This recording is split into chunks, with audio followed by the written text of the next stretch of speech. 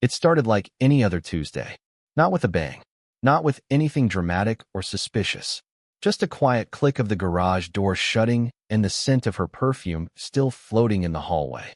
Rebecca was already in the car when I came downstairs. Left early for work, or so she said. She'd been doing that a lot lately. Earlier commutes, more meetings, staying late. The only thing consistent was how inconsistent everything had gotten. Coffee in one hand, I wandered into the kitchen, still half asleep, scratching at my neck and staring out the window like it owed me answers. It was the kind of morning that looks like it's building towards something. The kind where you can't put your finger on it, but your gut's muttering, brace yourself. We'd been married 11 years. Long enough to forget how life was before her, but not long enough to stop wondering if this was how marriage was supposed to feel. Like living with someone you knew so well, it bordered on boredom, but still, something wasn't right. You can't say that out loud, though. Because the moment you do, it stops being a hunch and starts being a problem. We met in Boston at a 4th of July cookout, when fireworks actually meant something. I was fresh off a promotion, and she had just gotten into grad school. It was all light beers and bad jokes. She laughed at everything I said back then. Either I was the funniest man in Massachusetts, or she was just really into me. I'll never know which. Probably neither. Flash forward to now. She's a mid-level executive at a local corporate training firm. Not exactly Wall Street, but enough to get her into a Lexus and a new haircut every 6 months. I work in IT for a logistics company, remote, underappreciated, and probably replaceable by someone 20 years younger who'd work for a subscription to Monster Energy drinks. We've got no kids, her choice. Said she wasn't ready. That was 5 years ago. I think what she meant was, not with you. Still, I never pushed it. I figured I'd married a woman with ambition, and I was okay being the boring, solid guy. That was our dynamic. She dreamed, I delivered. But the thing about holding up the foundation is, you don't notice when the walls start cracking. Or maybe you do, but you keep painting over them. That's what I've been doing. Until now. Lately, she'd started doing this thing. Coming home and giving me a rundown of her day like she was checking boxes. Smile. Say something generic.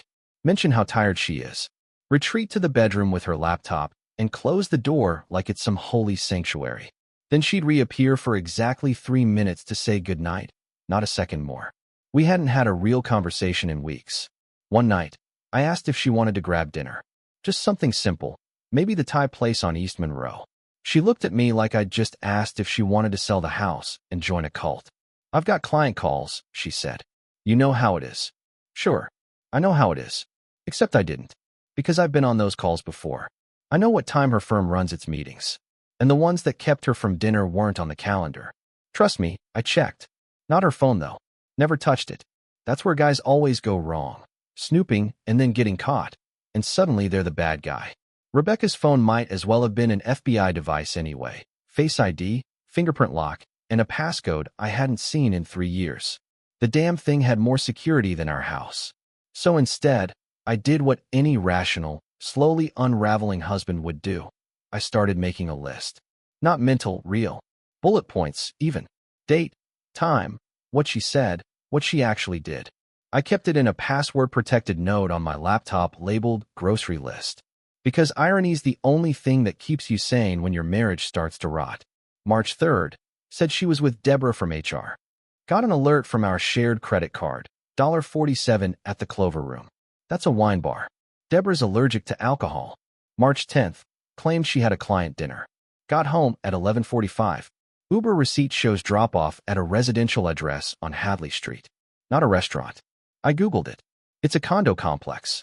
You get the picture. I wasn't proud of it. But I wasn't about to be the idiot who found out the truth from a neighbor or, worse, her. Thing is, I wasn't even looking to catch her. Not really. I just needed proof I wasn't crazy. That the knots in my stomach weren't just midlife paranoia. That this, whatever this was real. And when you're married to someone like Rebecca, someone who's charming and articulate and always one step ahead, you better come to the table with facts. Because feelings?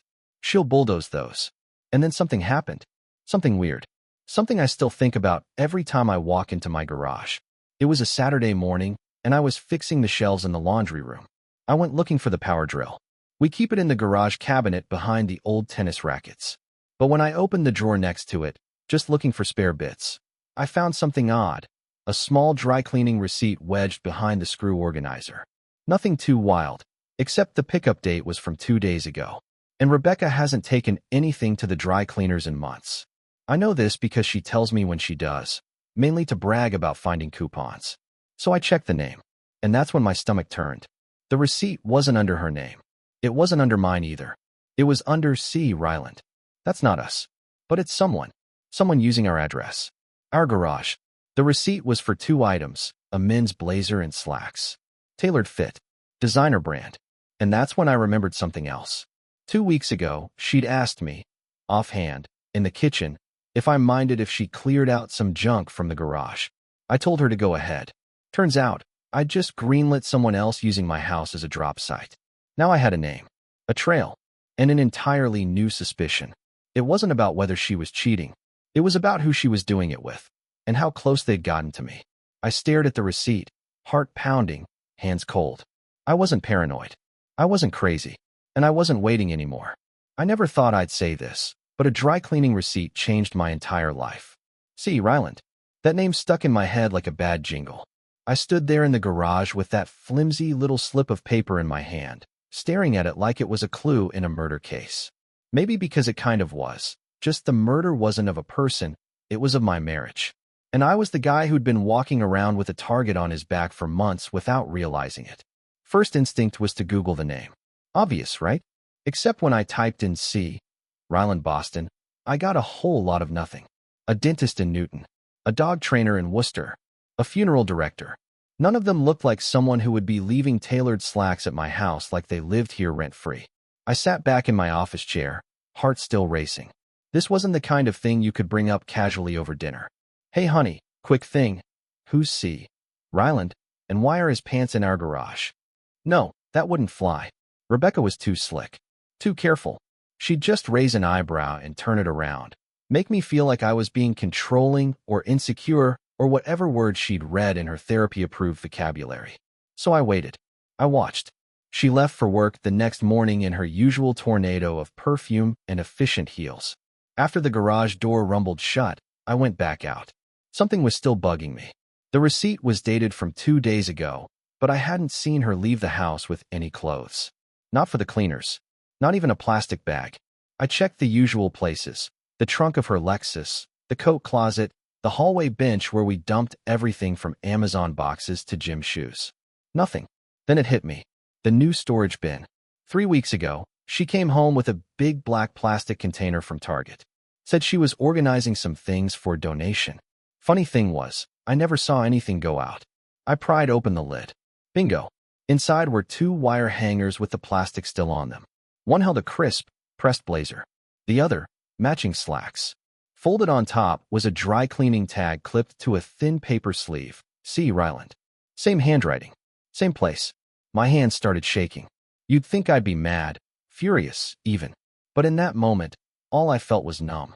I wasn't looking at clothes. I was looking at evidence. Like someone had robbed my house, but politely left their name behind. Who the hell was this guy? And why did it feel like he was inside my life in ways I hadn't even realized? I pulled out my phone and snapped photos of everything. The tags, the clothes, the receipt. Then I put it all back exactly the way I found it. I didn't want to tip her off. Not yet. I spent the rest of the day doing something I hadn't done since college. Research. No, I didn't hack into her phone. I didn't track her car. I didn't go through her email or her laptop. Why? Because that's what everyone does in stories like these. And they always get caught. I had a better idea. You see, Rebecca's company, Carrington Training Solutions, sends out a quarterly newsletter. She made me subscribe to it once, just to be supportive. I'd never read it. Until now. I opened the most recent one and scrolled through the staff updates. Promotions. Birthdays. New hires. There it was. We're thrilled to welcome Carter Ryland to the KTS team as our new Regional Development Director. Carter brings over 10 years of experience in corporate sales coaching, having worked with several Fortune 500 companies. He'll be supporting our Northeast Division alongside Rebecca Langston. Langston, that's her. That's my wife. So not only was this guy real, he worked with her. Closely. The same woman who once said office romances were desperate and unprofessional was now sharing a team with a man whose dry cleaning was in our garage. That wasn't a coincidence. That was a punchline. Now I knew his full name, and things got easier. LinkedIn. There he was, businessy smile, tanned skin, perfect teeth, and a resume that looked like it had been copy-pasted from a networking seminar. He had that look. The, I've been on a yacht with your boss, kind of look. I dug a little deeper. Instagram. Locked. Facebook. Private. But I did find a public Twitter account that looked dormant, except for one post from about a month ago, a blurry photo of a wine bar, captioned, "Perfect spot after a long week. Wineglass # Boston Nights." The Clover Room. Same place Rebecca said she was with Deborah from HR. I sat back, and for the first time in weeks, I didn't feel confused. I felt clarity. This wasn't just cheating. This was systematic. Calculated. Corporate-level betrayal. And she thought she'd get away with it because she was clever and polished and always 10 steps ahead. But here's the thing about smart people. They always underestimate the quiet ones. The boring husbands. The IT guys who pretend not to notice things while installing antivirus software and fixing the Wi-Fi. I notice everything. I started piecing it all together. Carter Ryland was new. Rebecca had mentioned training someone, mentoring even. Said it was draining and frustrating, but her eyes lit up every time she brought it up. At the time, I thought she was just proud to be a leader. Turns out, she was just sleeping with the intern, just one who wore designer slacks and probably drove a BMW. But I still didn't have hard proof. Just dots, not lines. And if I wanted to end this the right way, I needed to be sure. So I tried something unorthodox. Our house has a Nest camera in the hallway, positioned to catch anyone coming or going through the front door. Rebecca set it up herself years ago, when we were worried about package thefts. It records whenever there's motion. Thing is, she thought it only backed up to her phone. Wrong. It backs up to the cloud. And guess who also has login access? So I pulled up the footage archive and started scrolling. It's not hot, scrolling through days of people entering and exiting a house. But on Friday, March 10th, something strange happened. At 7:16 p.m., Rebecca leaves the house in a black dress, heels, hair down. Says she's headed to a client dinner. Standard. At 7:47 p.m., a car pulls up. At 7:48 p.m., Carter Ryland. Yes, it's him. Walks up to my front door. Alone. No delivery, no package in hand. Just his phone and keys. He types in a code. My code. The one Rebecca swore she never gave to anyone. The door opens. He walks in. Confident. Like he's done it before. And then, nothing. No footage until the next morning at 5:03 a.m. When he walks out. Same clothes, tie gone, jacket slung over his shoulder. Rebecca didn't get home until noon. I watched it 3 times. Not because I couldn't believe it, but because I wanted to memorize every second. I wanted it burned into my brain. This was my marriage now. A woman sneaking around with a man so bland and predictable, his own mother probably uses his LinkedIn profile as a bookmark. I didn't cry. Not then. I didn't scream or throw things or punch walls. I just sat there, watching it again, drinking cold coffee and wondering how long she thought she could keep this going. Did she laugh about me with him? Did she lie to him the way she lied to me? Or did they both play house while I was out buying mulch and paying for her dental insurance? I didn't know, but I was done wondering. The next morning, I made a copy of the Nest video. I saved the dry cleaning receipt. I created a folder on my laptop, labeled it Langston Files. I wasn't just documenting now. I was planning. She came home that night with Thai food and a bright smile. Felt like getting takeout, she said. You look tired. Tired? Lady, you have no idea. I smiled back. Thanks. You're sweet. Because sometimes the best thing you can do when you're losing everything is play along. For just a little longer. Because the truth isn't the end of the story. It's the beginning of a new one. And mine. Mine was just getting started. It happened on a Sunday. Which, looking back, feels appropriate. Sundays were our reset days. Coffee. Laundry. Grocery lists. The fake calm before another week of pretending we liked our lives. Sundays were the performance of domestic normalcy. But not this one. This Sunday, I was done pretending. I had everything I needed. The receipt. The footage. The timeline.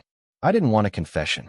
I wasn't interested in hearing her try to gaslight me into thinking I was crazy or insecure or not present. That's the go-to script, right? It's not her fault. It's my emotional unavailability. My lack of spontaneity. The way I fold the towels. No, I wanted something else. I wanted her to see that I knew. I wanted to watch her face when she realized I'd been 10 steps ahead the whole time. The morning started like any other. I made pancakes, thin, undercooked, because she always said mine were better than hers. She complimented me while scrolling through her phone. Classic Rebecca. Texting with one hand, phone munching with the other.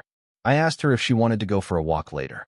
She said maybe, depending on whether Carter needed anything. She didn't say his name, of course, but I knew. I could practically hear the subtext humming through her molars.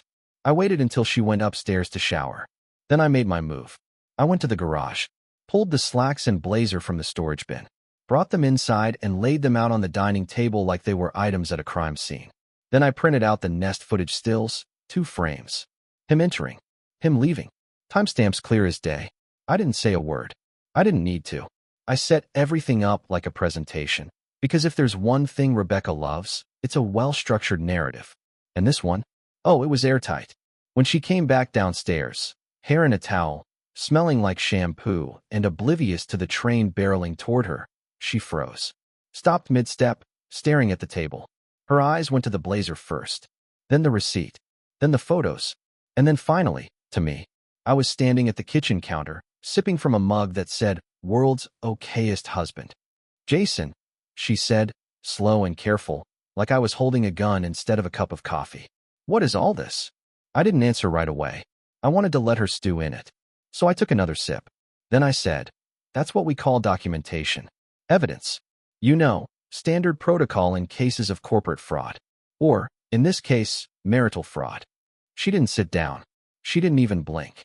Just stood there, frozen like a poorly written NPC waiting for dialogue options. "I don't understand what you're." "Don't." I held up a hand. "Don't insult both of us. Not today." She opened her mouth again, but I beat her to it. "That's Carter Ryland, right? In the photos? Entering our home at 7:48 p.m. Friday night, using our front door code, staying until 5 a.m. Her jaw tightened. I continued. "And that's his dry cleaning, which you stashed in our garage storage bin. Really nice stuff, by the way. Guess the new guy dresses better than I do." She finally moved, pulling out the chair at the table and sitting down like someone who just realized the fire drill was real. Her voice was low. "You went through my things." "Oh, we're doing that," I said, tilting my head. "You invited another man into our house. Our house. And the moral crisis you're having right now is me going through a Target bin in the garage." She didn't answer. I walked around the table, sat across from her. Calm. Steady. The way I imagine lawyers look right before delivering closing arguments. "I'm not here for a confession. You don't need to explain. I already know everything I need to know." Rebecca looked at the photos again. The way her fingers curled around the edges told me she was calculating. Always calculating. She wasn't thinking about how she hurt me. She was thinking about how to reframe the story, how to spin it. "You've been unhappy," she said finally, using that therapist-approved tone that drove me insane. "We both have. We haven't really been connected lately." "Stop." I said it quiet, but firm, like a librarian holding a loaded gun. "You don't get to do that. You don't get to cheat and then act like it's mutual disappointment. You weren't unhappy enough to leave. Just unhappy enough to lie." Her shoulders sank, and for the first time, I saw it. Genuine emotion. Not guilt. Not shame. Fear. The kind of fear that creeps in when you realize you've been outplayed. "What are you going to do?" she asked, barely above a whisper. And just like that, the power shifted. I leaned back in my chair. "I'm going to give you a choice," I said. "You can walk out that door right now, with your things, and make this clean. No games. No drama. I don't drag your name through the mud. I don't talk to HR at Carrington. You keep your reputation, and we handle this like adults." She blinked. "Or," I continued, "you keep lying. You keep insulting my intelligence. You make this messy, and I promise you, it will get messy. And I will not be the one who ends up looking like a fool." The silence stretched between us like a rope pulled taut. She looked down at her hands, then at the blazer, then at me. "I didn't mean for it to happen," she said, almost automatically. I laughed. Not loud. Just a single, bitter exhale through my nose. "That's the anthem, isn't it? You never mean to cheat. It just happens. Like food poisoning. Or the weather." She didn't respond. "I was there for you," I said, voice sharp now. "Every time you had a meltdown about work. Every time your mother insulted you. Every stupid corporate dinner you dragged me to. I played the part. I did the work. And when things got stale, I didn't run to someone new. I thought we'd figure it out. Rebecca wiped at her eye. But I didn't care. Not anymore. You didn't even try, I said. You just recruited a replacement. She stood up. Slowly. Like someone waking up from anesthesia. I'll pack a few things, she said. I'll stay at a hotel for a while. I nodded. You should. She turned to walk away, then stopped. I did love you, Jason, she said, not looking at me. I still do, in a way. Don't, I said again. If you loved me, this wouldn't be happening. She nodded, silent, then walked upstairs. I sat there, alone at the table, next to a stranger's blazer, in the home I used to think was mine. And I felt nothing. No rage. No heartbreak. No vindication. Just clarity. This wasn't a tragedy. It was a transition. And the next part? That's where I stopped playing defense. Because if Rebecca thought this was over, she had no idea what was coming next. Let me know when you're ready for part 4. Revenge. It gets good. You ever watch a magician pull off a trick and wonder how they did it? The cards switch, the sleight of hand, the part where the rabbit ends up in the hat after you've watched the whole damn hat being empty? That was me. Except I wasn't the one staring. I was the guy behind the curtain. Because after Rebecca walked out with her suitcase and her tail tucked between her legs, I didn't mope. I didn't spiral. I didn't call friends or post cryptic quotes on Facebook. I got to work. The thing about people like Rebecca is they rely on you to fall apart. They think cheating shatters you. That you'll crawl into some emotional bunker and cry into frozen pizza until your therapist tells you to forgive them and move on. They think being the one who lies gives them all the power. But I'm not built like that. And Rebecca forgot something crucial. I work in IT. Now, to be clear, I didn't hack anything. No shady passwords, no illegal data pulls. I stayed clean. But I used what I knew. About her. About how she works. About her patterns. And more importantly, how corporate life in America really functions. See, at Carrington Training Solutions, Rebecca wasn't just an employee. She was the golden girl. The woman in leadership face for every campaign they ran. You'd think she invented the concept of synergy.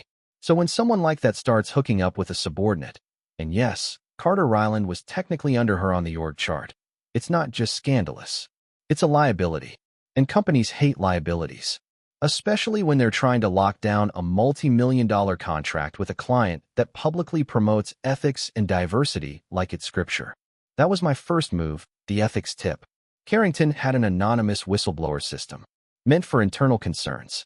I knew that because Rebecca once laughed about it, called it the HR suggestion box for cowards. So I went on their website, clicked through the system, and submitted a concise, factual message. I didn't embellish. I didn't rant. I wrote like someone from inside. Subject: breach of conduct policy, regional dev, director, and exec. Lead. Message: a personal relationship between Rebecca Langston, executive consultant, and Carter Ryland, regional development director, is ongoing. Evidence includes shared access to personal residence, violation of company cohabitation policy outlined in HR Code 7.3. This began shortly after Ryland's hire and continues during client-related travel. I attached timestamped stills from the Nest footage. Just enough to raise questions. Then I sat back and waited. Not for long. 3 days later, Carter's LinkedIn profile went dark. No posts. No activity. 2 days after that, it was deleted. Rebecca's account was still live, but her last post vanished. The one about mentoring the next generation of leaders. Poof. Gone. The Whisper Network had started. But that was just the opening act. While the corporate drama simmered, I went after something a little closer to home, our social circle. Now, I've never been the most social guy.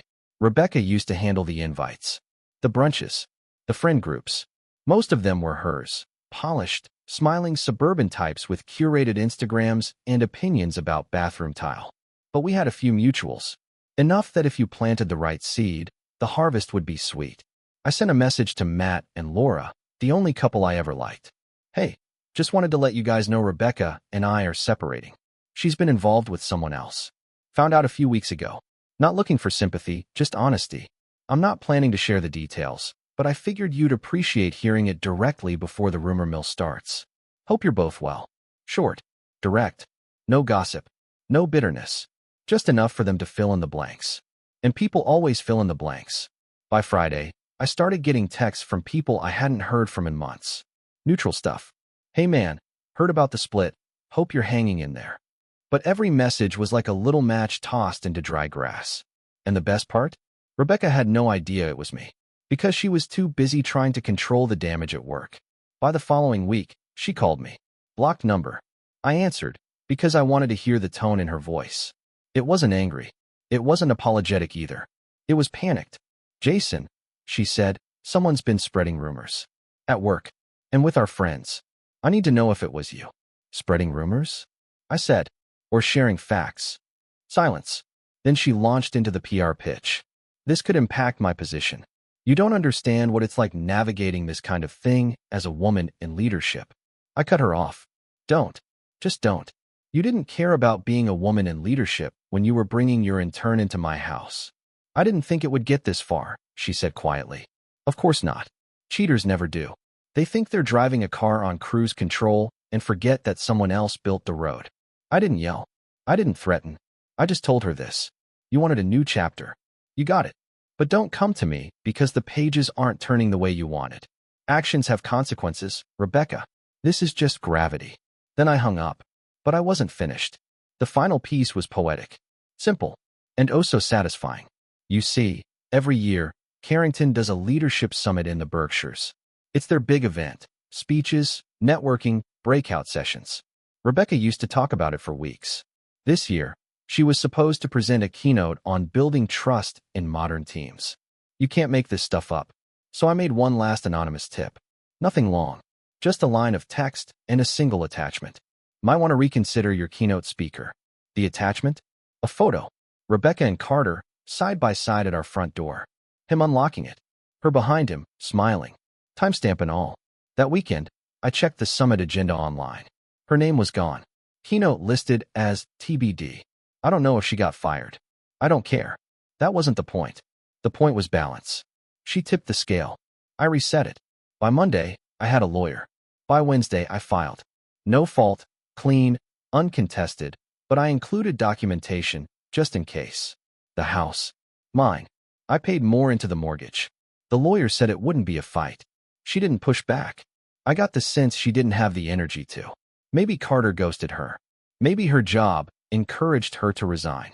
Maybe people stopped returning her calls, or her best friend heard about it through the grapevine and decided to take space. Doesn't matter, because I wasn't looking for revenge that ruined her life. I wanted her to live it, to wake up every day with the weight of what she threw away, to see my life get better without her in it. And you know what? It did. I got the house. I kept the car. I got promoted. Turns out when you're not spending every evening trying to fix someone else's mess, you have a lot more time to focus on your own future. I started sleeping better, eating better, laughing even. And when people asked what happened, I told the truth. She cheated. I didn't. And I don't lose. Let me know when you're ready for part 5, final conversation. Because even Rebecca had to come back eventually. They always do. She showed up on a Thursday, unannounced, uninvited, and, of course, unaware of how much that would backfire. I was working from the dining room, coffee in hand, laptop open, sunlight streaming in through the sliding glass door like a smug reminder of how good life had gotten lately. There was peace in the house now. Not silence, the good kind of peace. No more whispered phone calls. No fake smiles over dinner. Just quiet. Comfortable, clean quiet. Then came the knock. I didn't need to look through the peephole. Nobody knocks anymore unless they're selling something, or they've got something to apologize for. I opened the door, and there she was. Rebecca Langston, tote bag on one shoulder, wearing that soft gray cardigan she always used when she wanted to seem non-threatening. Hair pinned back, eyes duller than I remembered. She smiled, but the smile didn't reach her eyes. It was the kind of smile you see in boardrooms and customer service videos. Hey, she said, like we were just catching up, like she hadn't detonated our lives and walked away from the rubble. I didn't say anything. She glanced past me into the living room. I thought maybe we could talk. I stood in the doorway a beat too long. Just long enough to remind her that this was my house now. Not hers. Not anymore. Eventually, I stepped aside. 5 minutes. She walked in cautiously, as if the furniture might bite her. She looked around like she was expecting everything to be the same, but it wasn't. I'd rearranged the living room. Gotten rid of the throw pillows she insisted were accent pieces. Even the art was different. The whole space felt different. Lighter. Like she'd never lived there. She sat on the edge of the couch, hands folded in her lap like a schoolgirl waiting for detention. I heard about the summit, I said, taking the armchair across from her. Her eyes flicked up, and for a second I saw it, the crack in the facade. They said the board made the decision, she replied. Said it was too risky to have me represent the firm right now. Gee, I said. Wonder why. A pause. Then she sighed. Jason, I know you're angry. No, I said. I was angry 2 months ago. Now I'm just bored of this story. She swallowed hard. I didn't come here to fight. I need to say something. I leaned back in my chair. Then say it. She looked down at her hands again, twisting her wedding ring. She still wore it. I noticed that immediately. I hadn't worn mine since the day she moved out. I made a mistake, she said quietly. I gave a slow, sarcastic nod. That's an interesting way to phrase an ongoing, months-long affair that you orchestrated from inside our home. I didn't mean for it to happen like that, she said. And yet, I said, it did. She looked up. Carter's gone. Not surprised, I said. Temporary people never stick around for long. She winced. Good. He wasn't who I thought he was, she admitted. And I realized, after everything, I threw away something real for something I didn't even want. Oh, I said. So now you've had your little identity crisis, and you'd like to come back? Is that it? No, she said quickly. I mean, yes, I've thought about that, of course I have. But I know I don't deserve it. She trailed off. What? I asked, annoyed.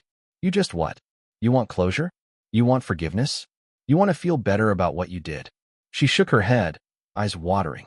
I want you to understand that I didn't cheat because I stopped loving you. I cheated because I stopped loving myself. I let that sit there for a minute. Then I laughed.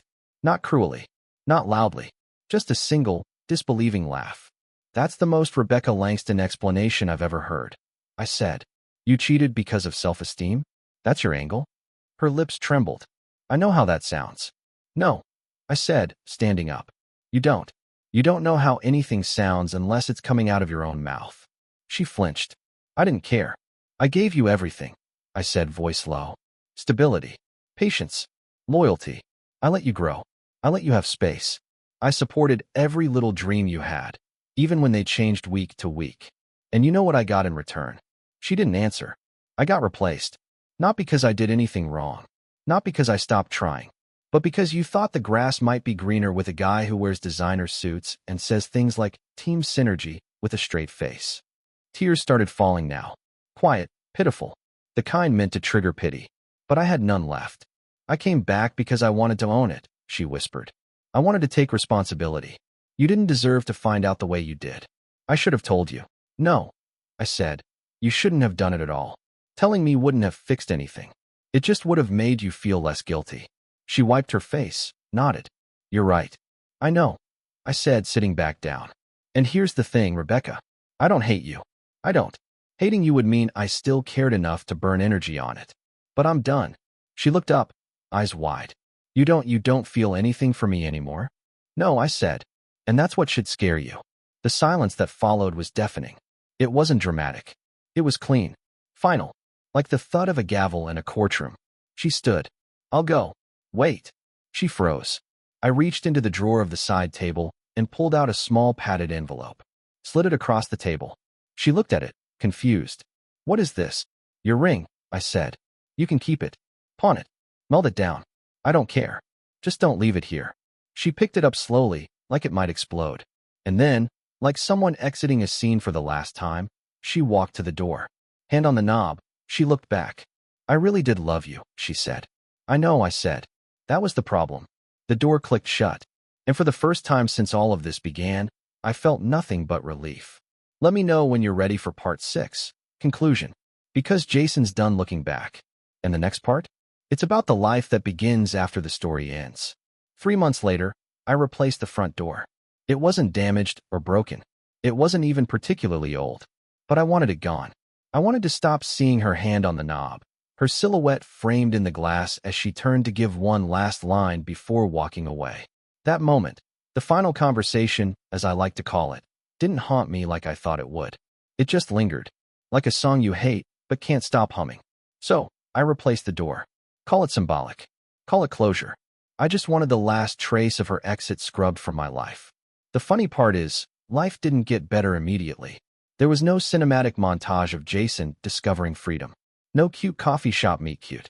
No six-pack abs and a yoga mat. I didn't become a new man. I just became the old one, without the emotional weight of pretending my marriage wasn't a slow-motion collapse. The first week after the divorce finalized, I did what any newly single man in his 30s with a remote IT job and a house full of awkward memories would do. I made lists. Not of women. Not of self-improvement goals. Just things. Stuff I didn't want to put off anymore. Things I let slide during the marriage. Hang shelves in the garage. Replace the toilet in the guest bathroom. Reseed the backyard. Paint the upstairs office something other than beige. I did all of it. Myself. There was something oddly therapeutic about it, getting your hands dirty. Fixing what needed fixing. You'd be amazed how much you can process when you're holding a paint roller and not having to listen to someone critique your tone. I donated most of her stuff. Anything expensive, I boxed and offered to her through the lawyer. She only asked for one thing, an espresso machine. I laughed when I saw it on the list. That stupid $600 espresso machine that took up half the counter and made coffee worse than a Keurig. It was so perfectly Rebecca, over-designed, underperforming, and loud for no reason. I mailed it with a note. Enjoy the espresso. Hope it's as bitter as the ending. I thought that was the end of it. But Rebecca couldn't help herself. A month later, I got an email. Subject line, no subject. Classic. She said she was in therapy. That Carter was a misstep. That she was learning a lot about herself. That she was hoping we could maybe, someday, talk. I didn't reply. What was there to say? Congratulations on realizing what everyone else figured out weeks ago. Good luck rediscovering your soul between yoga classes and overpriced green juice. I archived the email. That's the thing they don't tell you about moving on. It's not a moment. It's not a dramatic speech or a teary-eyed goodbye. It's 100 small decisions you make in silence. Choosing not to respond. Choosing to cook for one and enjoy it. Choosing to change the locks, not out of fear, but because you want to. People started asking if I'd started dating again. My buddy Neil kept trying to set me up with this teacher I know. My mother dropped hints in the form of passive-aggressive statements like, "Your cousin's already on his second marriage." But I wasn't in a rush. I wasn't interested in bouncing from one identity to another. I needed time to be a man again. Just Jason. Not Jason the husband. Not Jason the left behind. Just me. And I liked me. More than I had in years. I started playing guitar again. Not well, but enough to remind myself I used to have hobbies. I fixed my old bicycle. Started riding it around the neighborhood like a retiree with too much time and not enough dignity. I got better at sleeping. At cooking. At not jumping every time the garage door opened. Then, something strange happened. I started laughing again. Like real, belly-shaking laughter. At dumb things. Like burning toast. Or dropping my phone on my face in bed. And every time I laughed, I realized how little I'd been doing that before. Living with Rebecca had been like wearing a tie that was just slightly too tight. You don't realize how uncomfortable you are until it's off. Around mid-October, I ran into Deborah from HR. The real Deborah. The one Rebecca said she'd been out with the night she was actually with Carter. We crossed paths at a friend's dinner party. One of those things you get dragged to because people feel bad for you. Deborah pulled me aside. Said she'd heard the rumors. Said she never liked Carter. Bit of a charisma vampire, she called him. Always talking, never listening. We shared a laugh over it. She didn't press for details. Just offered her condolences the way a decent human being does. And that night, as I drove home, I realized something. The worst part wasn't that Rebecca cheated. It's that she thought I'd never find out. That's the core betrayal. The insult beneath the injury. She built her secret life on the assumption that I was stupid, distracted, comfortable, that I'd never notice. That's what hurt the most. Not the affair, not the lies, but the contempt. And that's why the revenge worked. Because it reminded her that I wasn't a fool, that I'd always been watching, listening, thinking. And when I finally moved, I moved with precision. I heard through the grapevine that Carter left the company, that he took a job with some low-tier competitor. Rebecca tried to follow, but the position they offered was a pay cut and a demotion. She declined. Smart. Pride only bends so far before it breaks. Last I heard, she was freelancing, doing virtual coaching sessions from a rented condo near the waterfront. Still trying to rebrand. still trying to find whatever it was she was chasing when she left our marriage behind. I wish her well. Really. Not in the saintly, mature kind of way, but in the I truly don't care anymore kind of way. She'll be fine. People like her always land somewhere. That's not my concern. My concern is me. And let me tell you something. Life is better now. Not perfect. Not flashy. But real. I wake up when I want. I make coffee how I like it. I wear clothes that don't have to match her Instagram aesthetic. I make plans and cancel them guilt-free. I read books that interest me and ignore all the rest. I breathe. And every now and then, when I walk past the new front door, I stop. Not because I miss her, but because I don't. And that might be the sweetest revenge of all. The end. Subscribe to the channel